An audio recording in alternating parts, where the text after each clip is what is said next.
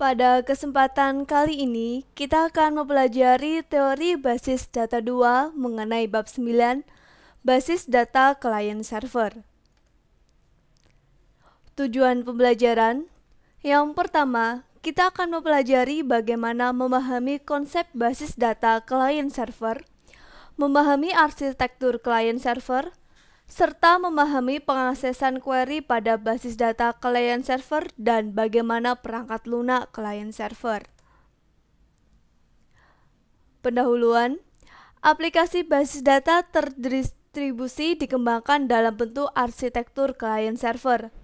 Teknologi client server berkembang secara cepat sebagai teknologi lanjut. Pada beberapa waktu yang lalu, sangat sulit memprediksikan status saat ini teknologi client server yang terjadi saat ini. Hal ini sama sulitnya dengan memprediksi teknologi untuk beberapa tahun ke depan.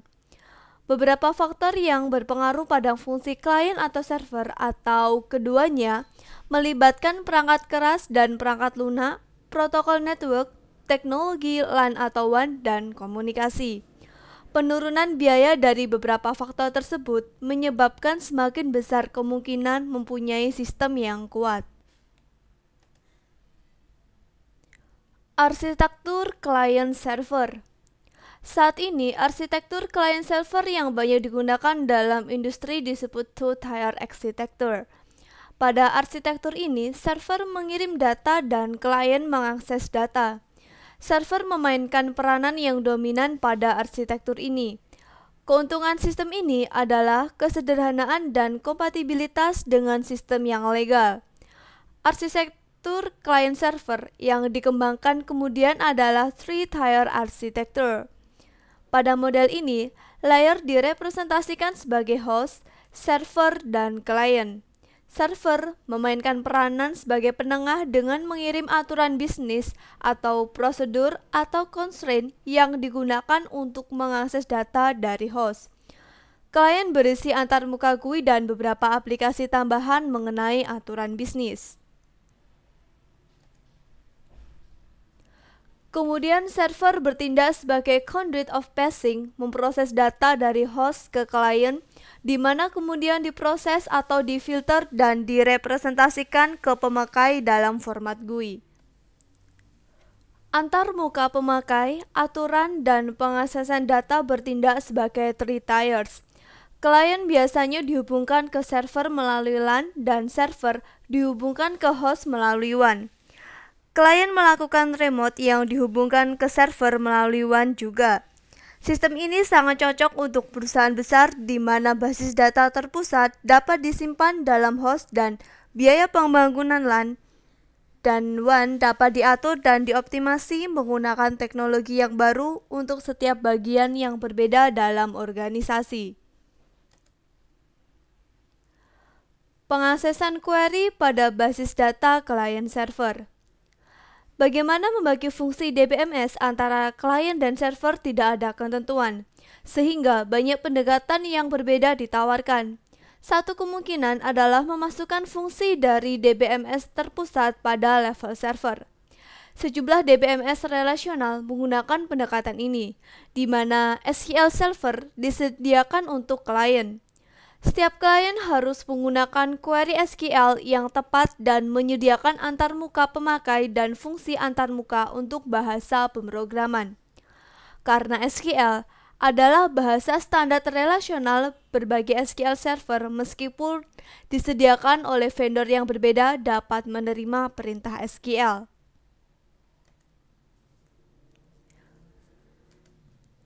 Klien juga merujuk pada data dictionary yang di dalamnya terdapat informasi pada data distribusi di antara server SQL yang berbeda, sebagai modul untuk dekomposisi query global ke dalam sejumlah query lokal yang dapat dieksekusi pada berbagai tempat. Interaksi antara klien dan server selama pemrosesan query SQL adalah sebagai berikut. Klien melakukan parsing query pemakai dan memecahnya ke dalam sejumlah query independen untuk setiap tempat. Setiap query tersebut dikirim ke server yang sesuai. Setiap server memproses query lokal dan mengirim relasi hasil ke klien. Klien mengkombinasikan hasil subquery untuk memproduksi hasil dari query asal yang dikirim. Pada pendekatan ini, server SQL juga disebut transaction server atau database processor yang disingkat DB atau backend machine. Sedangkan klien disebut application processor yang disingkat AP atau front-end machine. Interaksi antara klien dan server ditentukan oleh pemakai pada level klien atau melalui modul khusus pada DBMS klien yang merupakan bagian dari paket DBMS. Sebagai contoh, pemakai mengetahui apa data yang dikirim setiap server, membagi permintaan query ke subquery secara manual dan mengirimkan subquery secara individu ke tempat yang berbeda. Tabel hasil dikombinasikan secara eksplisit dengan query user pada level klien. Alternatif lain adalah mempunyai modul klien yang melakukan kegiatan di atas secara otomatis.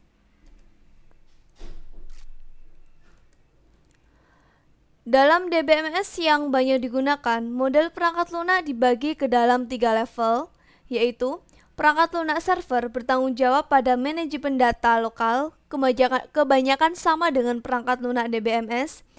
Perangkat lunak klien bertanggung jawab untuk fungsi distribusi, mengakses informasi distribusi data dari katalog DBMS dan memproses semua permintaan yang membutuhkan akses ke lebih dari satu tempat.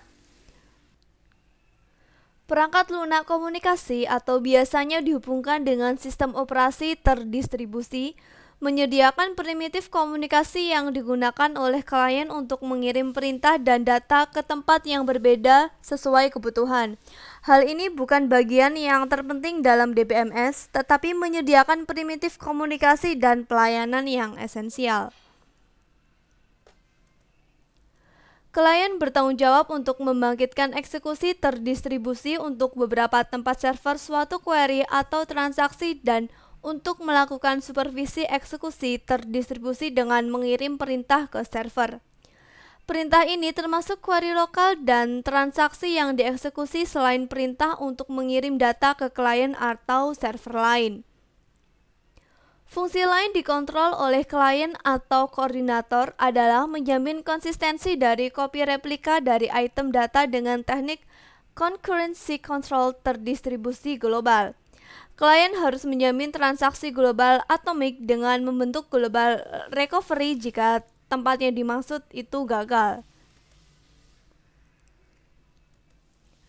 Suatu fungsi yang mungkin dari klien adalah menyembunyikan detail distribusi data dari pemakai yang memungkinkan pemakai menulis query global dan transaksi seperti basis data yang terpusat, tanpa harus menentukan tempat di mana data dirujuk dalam query atau transaksi berada. Properti ini disebut distribution transparency. Beberapa DBMS tidak melakukan distribution transparency sehingga pemakai harus berhati-hati terhadap distribusi data secara detail. Sekarang kita memasuki sesi latihan soal. Untuk soal yang pertama, apa yang dimaksud sistem client server? Jawabannya adalah client server adalah sebuah arsitektur jaringan yang memisahkan klien, biasanya aplikasi yang menggunakan GUI dengan server.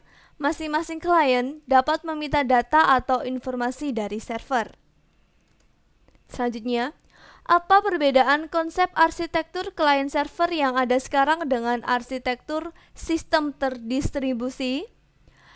Konsep arsitektur client server yang ada sekarang yaitu pada arsitektur ini server mengirim data dan klien mengakses data. Server memainkan peranan yang dominan pada arsitektur ini. Keuntungan sistem ini adalah kesederhanaan dan kompatibilitas dengan sistem yang legal. Sedangkan pada konsep arsitektur sistem terdistribusi, sistem diangkat sebagai satu set layanan yang disediakan untuk klien. Server dan klien diperlakukan berbeda. Soal berikutnya, sebutkan bagaimana tugas host, server, dan server pada three-tier arsitektur. Jawabannya adalah server memainkan peranan sebagai penengah dengan mengirim aturan bisnis atau prosedur atau constraint yang digunakan untuk mengakses data dari host. Klien berisi antarmuka GUI dan beberapa aplikasi tambahan mengenai aturan bisnis. Kemudian server bertindak sebagai conduit of passing, memproses data dari host ke klien, di mana kemudian diproses atau difilter dan dipresentasikan ke pemakai dalam format GUI. Antar muka pemakai, aturan, dan pengaksesan data bertindak sebagai three tiers.